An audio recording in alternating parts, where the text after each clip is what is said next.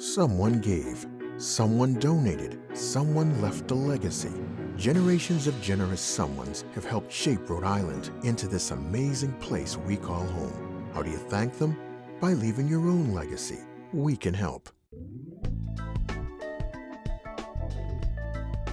Welcome to another segment of In Another Opinion, a public information program where our discussions are focused on the communities of color in the state of Rhode Island. I'm your host, Peter Wells. My guest today is Senator Mark P. McKinney, representing District 30 in Rhode Island, and he serves on the Judiciary Committee, the Committee on Special Legislation and Veterans Affairs, as well as performing as Secretary on the Committee on Rules, Government Ethics, and Oversight. Mark, thanks for joining us today. It's great to be here, Peter.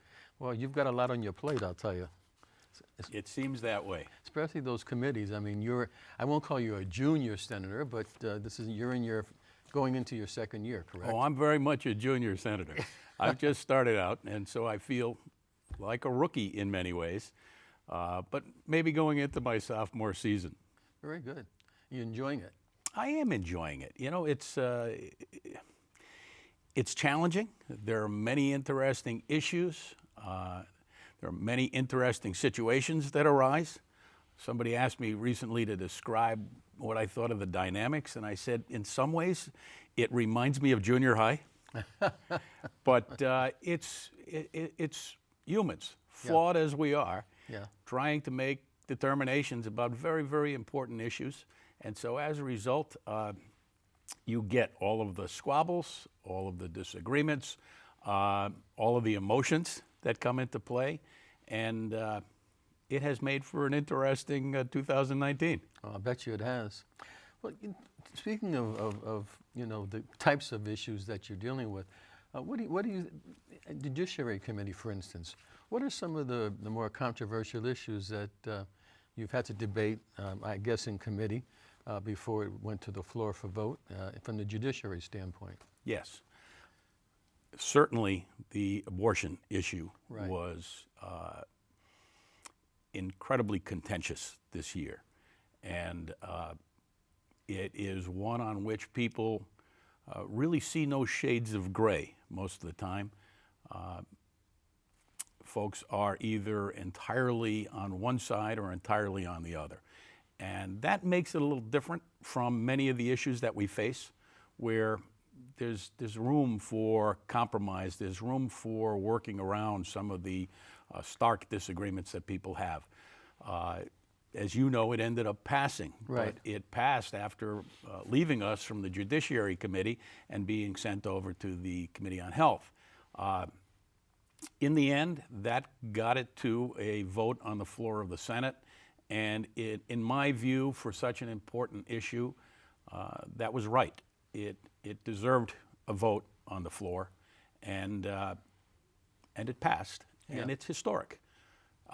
It's one that I had a difficulty with, in part because I'm a Catholic and I try to follow the precepts of my faith. But at the same time, I was elected to this position, and it's a secular position. It's not a religious position.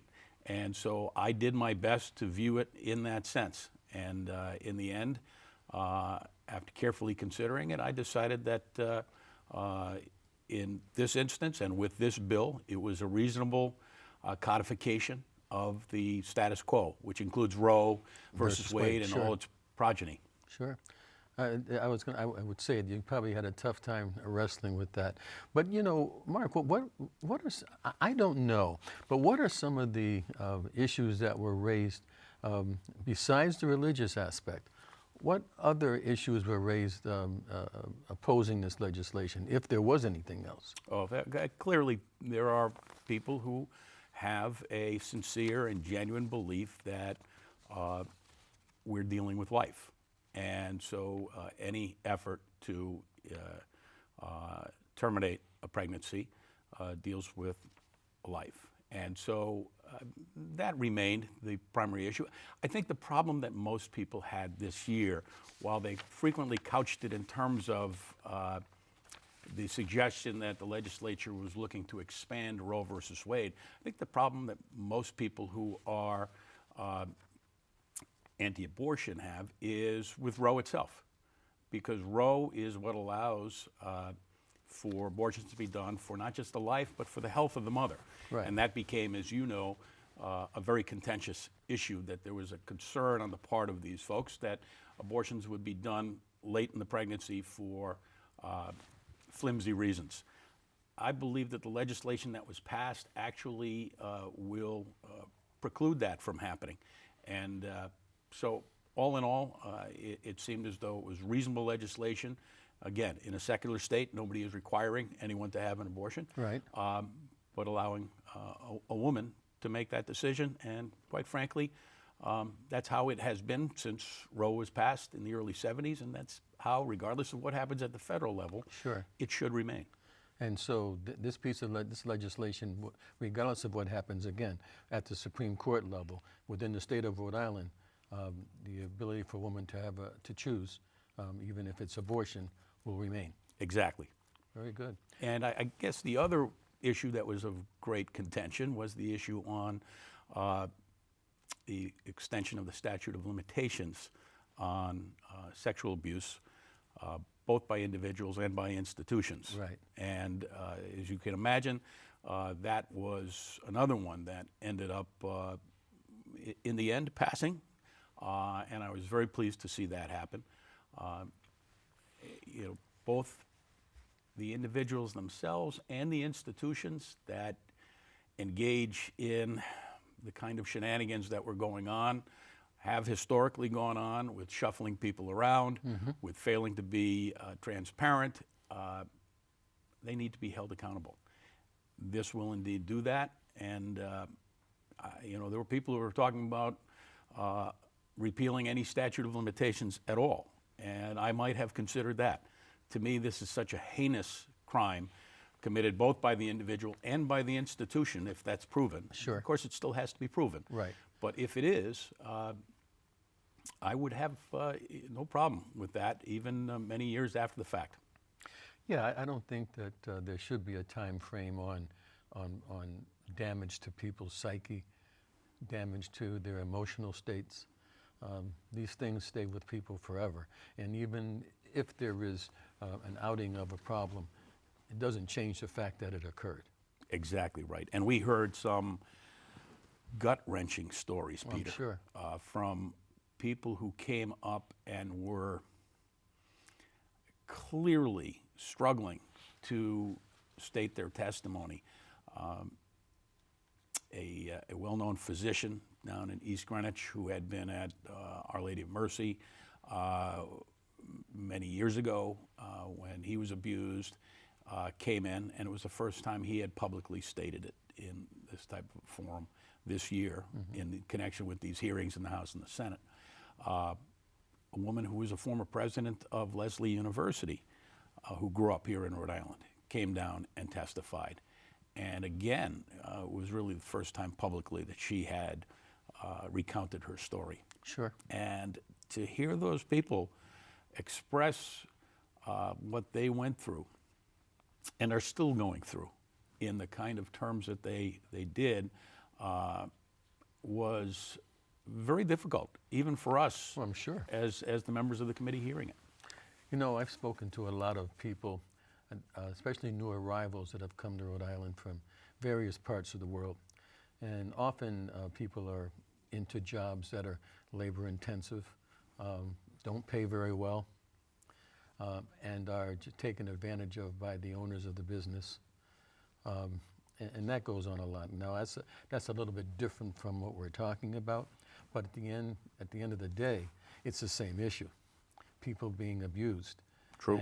And maybe feeling no recourse to do anything about it. True. One of the things that I was disappointed by this year was the fact that the minimum wage increase was not passed. And I would like to see that pass next year. And I am a business-friendly Democrat. I want to see businesses in Rhode Island. I want to see us get to the point where businesses want to come to Rhode Island, not just because they're given great incentives to come here, but because we have dealt with the systemic problems that we have in such a way that businesses look at Rhode Island as a great place to grow and thrive and do business. And that's for businesses that might come in, bigger business, but also for small businesses. So I certainly am pro-business. I want to see jobs, jobs, jobs. And we're going to hit a recession at some point. Sure. Rhode Island historically has been first in, last out. I would like to see that change. And I'm not sure enough is being done in that regard. Having said all of that, it still strikes me that a minimum wage increase was warranted for this year. I was not prepared to go immediately to $15 an hour, but I think over time, I'd like to see us get to that.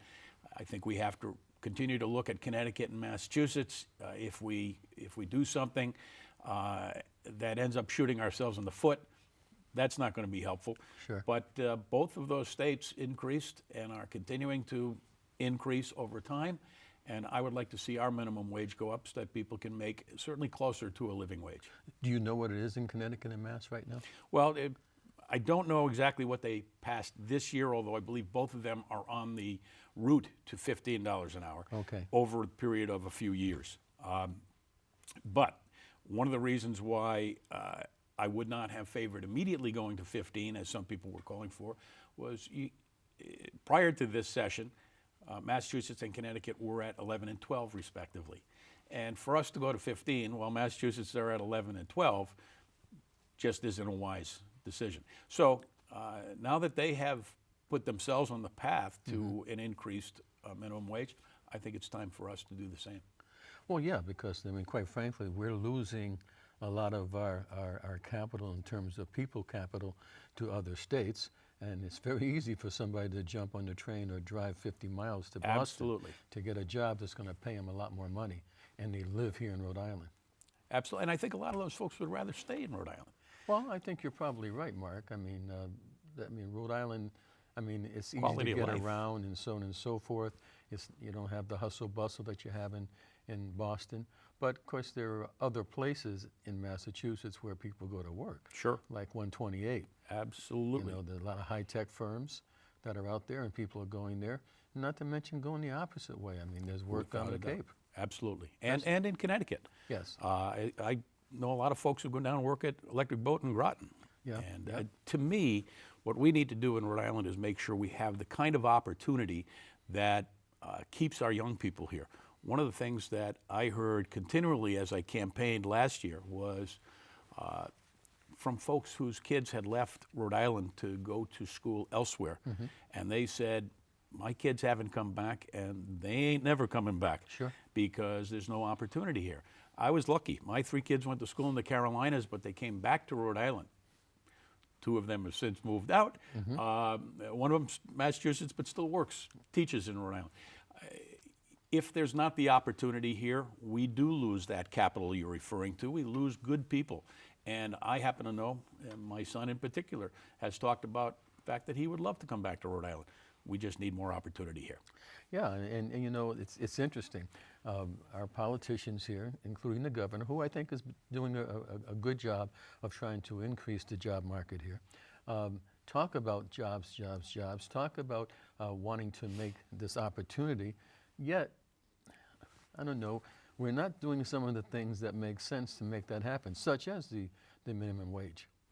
I mean, on the one hand, we say we want to create jobs and bring companies here and small businesses, but we're not willing to raise the minimum wage. So that's counterproductive. I've also heard so often about the infrastructure for small businesses and businesses in general coming to Rhode Island, and that we weren't business friendly. I don't know what that is, quite frankly, because I've had a business in Rhode Island and I didn't seem to have an issue, but somebody's having an issue. I don't know what those issues are. Did some of the stuff come up in committee as to what keeps businesses out? Well, certainly one of the problems is with schools, education. Okay. And while I support the governor in terms of trying to make university, college available to more people, I would like to see more emphasis as well on trades. One of the things I've heard from many people, small businessmen and women, is that trying to find capable people in the trades is very difficult in Rhode Island. Such as like plumbers and electricians? I have a friend who is owner of a business that does siding down in Warwick. And he has a very difficult time finding people who are trained in the kind of skills that are needed to do that kind of work. So do you know anyone going into plumbing these days? There aren't many. And my gosh, when I think of what the plumber charges when he walks through the door, it's a very lucrative area to get into. So, plumbing, welding, many of the things Electric Boat has folks doing. Well, do you think, Mark, that there should be some sort of a partnership between, let's say, the state legislature, I hate to put it in the legislature, but between the state and some of these large companies that do the trade work to develop training opportunities? There actually is, Peter, and I mentioned Electric Boat simply because I'm familiar with them. Right. I do a lot of work for Electric Boat in my day job. But Electric Boat actually has a training program like that the state assists with. And that has enabled them to be able to get the kind of talent that they need. And they need ship fitters, pipe fitters, folks who can do sheet metal work, folks who can do welding. All of those kinds of trades, they can help because the state works with them and they train the people they need. Right, but shouldn't the state think about working with your friend who does the siding? Yes. So that he could do training. I would love to see more of that. And, there was a bill in this year that didn't make it. I believe it was Senator Gallo's bill to increase funding for career and technical schools. And that's the type of thing that would have been helpful.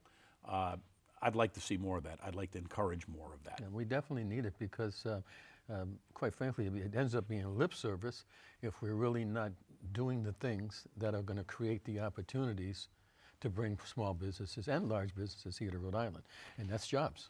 And Absolutely. just fixing the Promise program that the governor put through, which is a good program, isn't enough to signal businesses outside of Rhode Island that this is the place to come.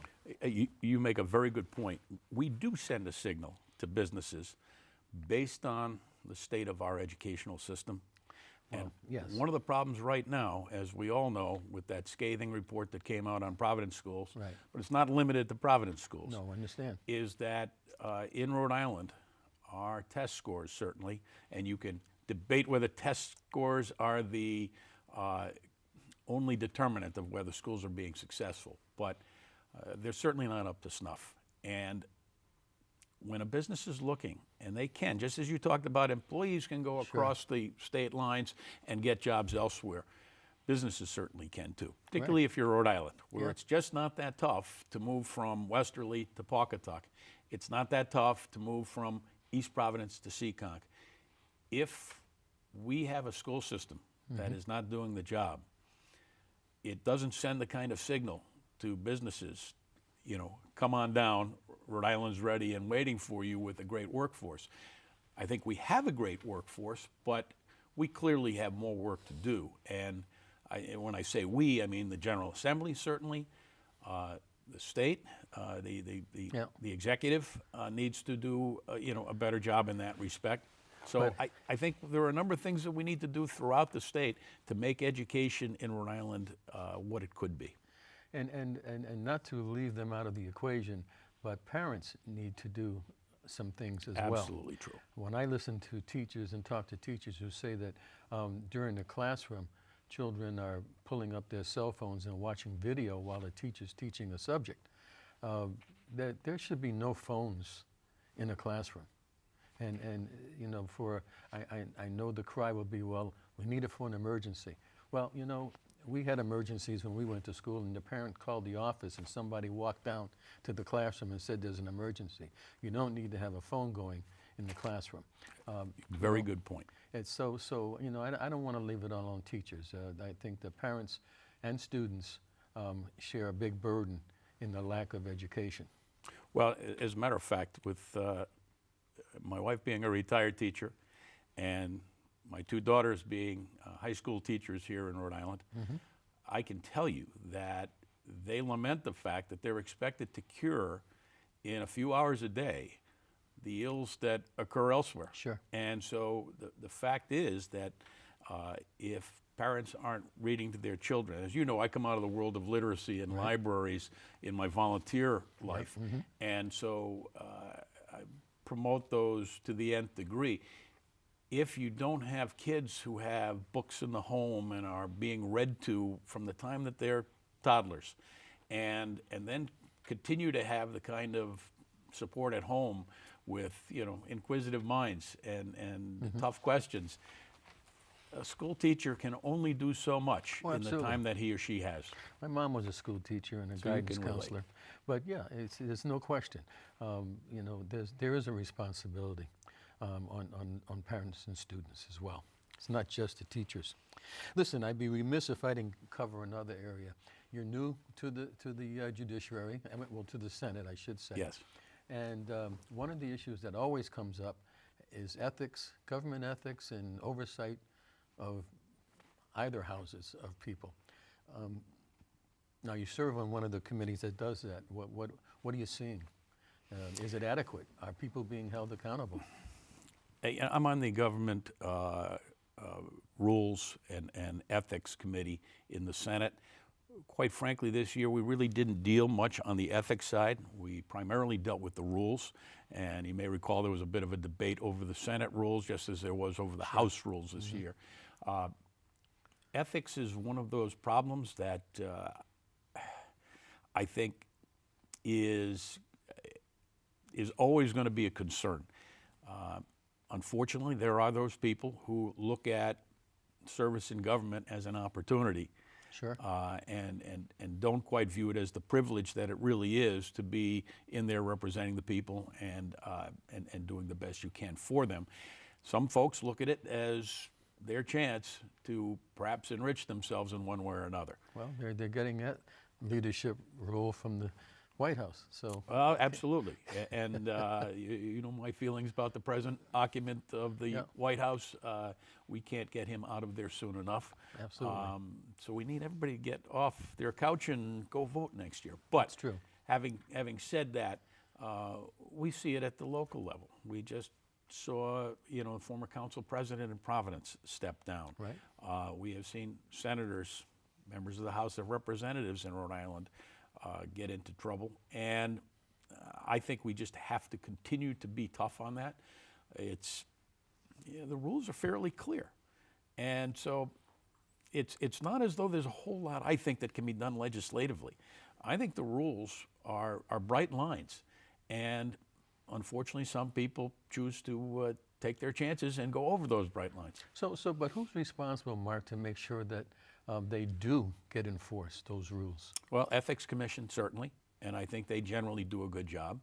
They're a bit of a thorn in the side at times, you know, all the reports that you need to fill out and do that, but you know, it's one of those things that's necessary in order to try.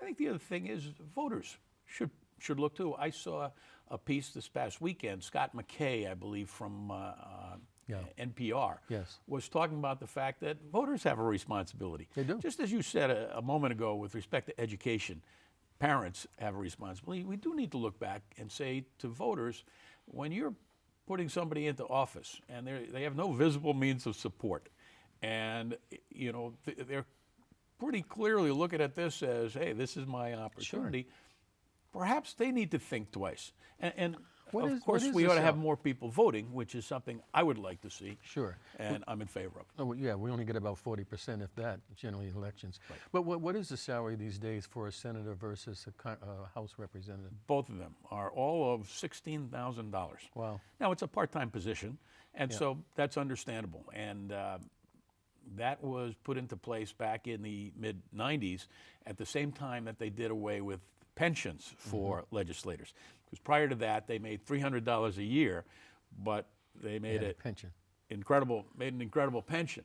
And so that was done away with, and in return, legislators were given a modest salary for part-time work. I can tell you, as a legislator, you don't even want to look at the hourly wage because, my gosh, it wouldn't be anywhere close to what we're talking about with minimum wage.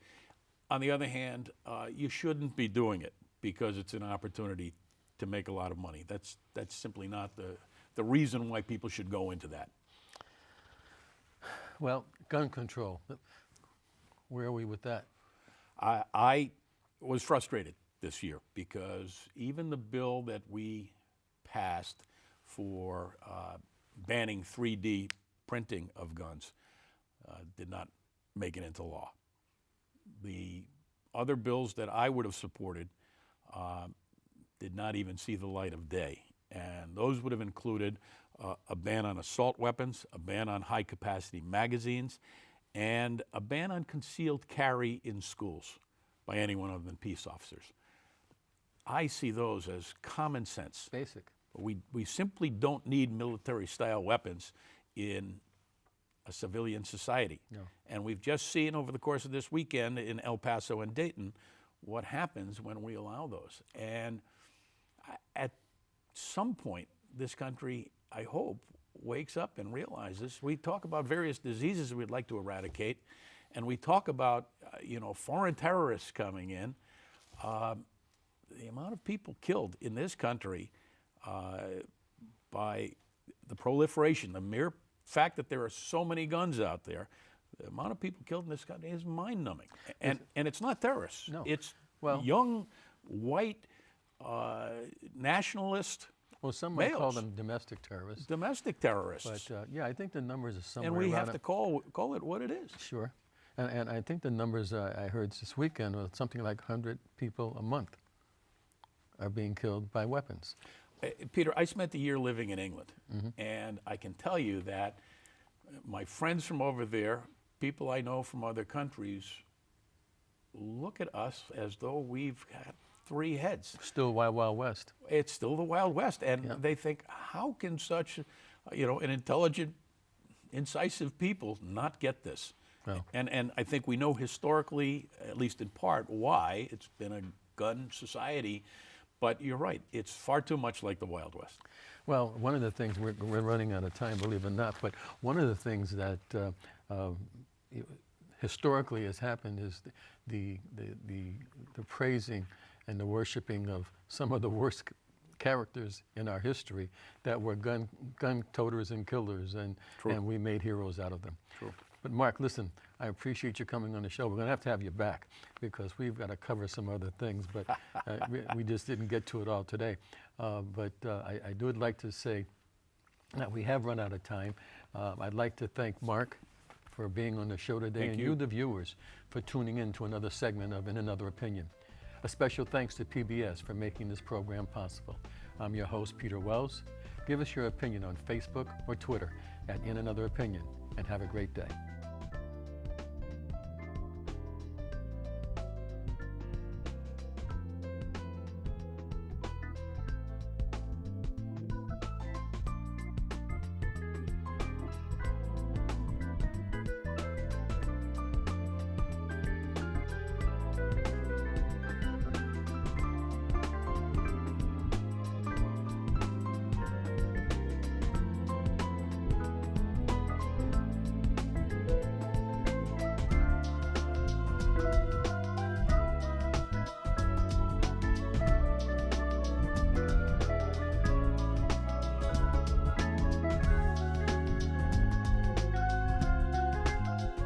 Someone gave, someone donated, someone left a legacy. Generations of generous someones have helped shape Rhode Island into this amazing place we call home. How do you thank them? By leaving your own legacy. We can help.